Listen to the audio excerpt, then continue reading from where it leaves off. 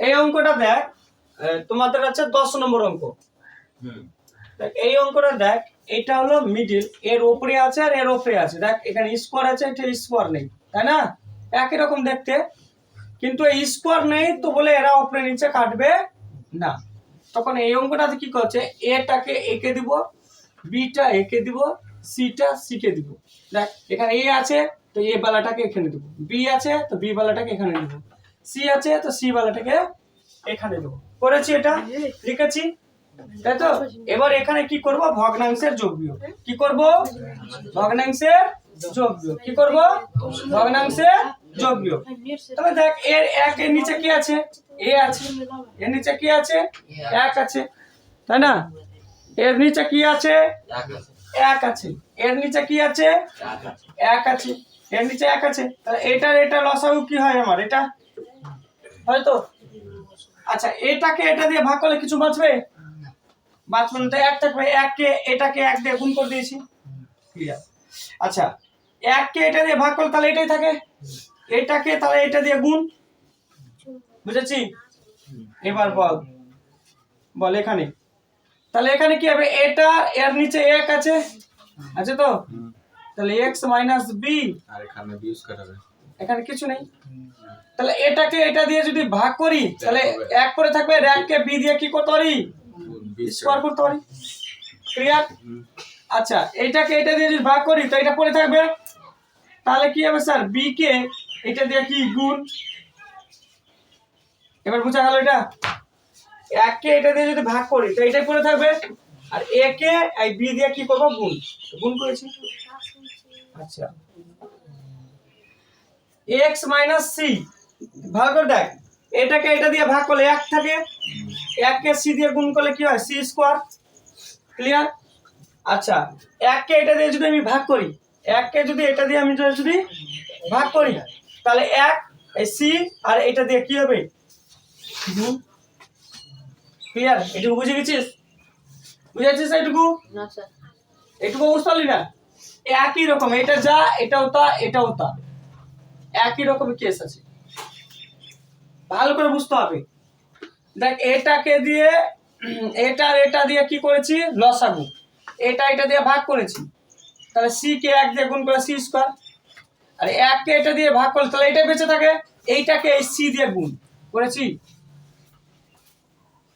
এবার বাকি যেটা আছে লিখে করব, a by x minus A, B by x minus B, C by x minus. Clear হয়ে গেছে, ক্লিয়ার হয়েছে এটুকু, বুঝে গেছি এটুকু? তারপরে এটা দেখ, এটা কি আছে স্যার, a স্কয়ার প্লাসে কি হয়, প্লাস x দিলে কি হবে, x প্লাসে মাইনাসে কি হয়, মাইনাস a আর a দিলে কি হয়, a স্কয়ার, ক্লিয়ার? আচ্ছা তারপরে এটা দেখ, প্লাসে আচ্ছা প্লাসে কি হয়, প্লাস তাহলে এটা কি হলো, বি এ। প্লাসে মাইনাসে কি হয়, মাইনাস মাইনাস কি হবে, বি স্কয়ার, হলো? আচ্ছা প্লাসে কি হয়, প্লাস সি স্কয়ার। আচ্ছা প্লাসে আর প্লাসে কি হয়, প্লাস প্লাসে প্লাস আর প্লাসে মাইনাসে মাইনাস। ক্লিয়ার? তাহলে এটার কাজ হয়ে গেল। আচ্ছা এর নিচে কি আছে, এর নিচে কি আছে, এর নিচে কি আছে,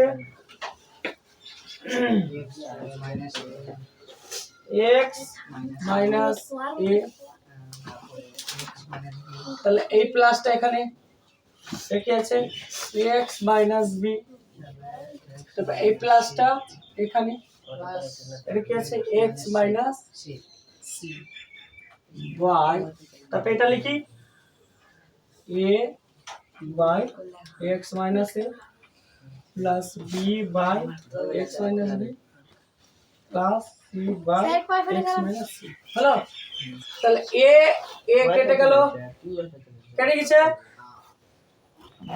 b কেটে গেল, c কেটে গেল, তাহলে কি পেয়েছে থাকলো উপরে, a x by x minus a plus B X by x minus B plus C X X minus C by যা আছে তাই A by x minus A B by x minus B C by x minus C.